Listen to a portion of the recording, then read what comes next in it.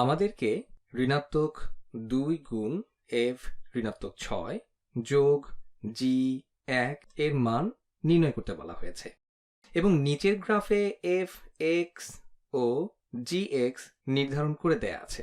তাহলে দেখা যাক, এখন মান নির্ণয় করতে গেলে আমাদের প্রথমে বের করতে হবে f ঋণাত্মক 6 এর মান কত। তাহলে আমরা ফাংশনে ঋণাত্মক 6 দিচ্ছি। আমরা অনুমান করছি এটা অনুভূমিক অক্ষ বরাবর হবে, তাহলে আমরা ঋণাত্মক 6 বসাচ্ছি। সুতরাং ফাংশনের সংজ্ঞা অনুযায়ী f ঋণাত্মক 6 এর মান হলো 7। এখন g1 কত হবে?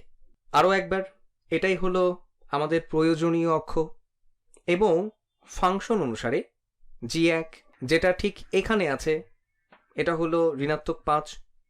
অতএব g1 সমান ঋণাত্মক 5।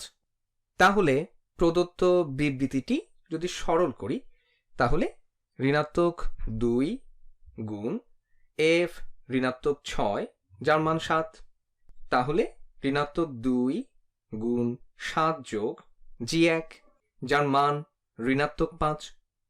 তাহলে আমরা কি পেলাম দেখা যাক। ঋণাত্মক 2 গুণ 7 হলো ঋণাত্মক 14, এর সাথে যোগ ঋণাত্মক 5 যা হলো ঋণাত্মক 19। তো উত্তরটি আমরা পেয়ে গেলাম।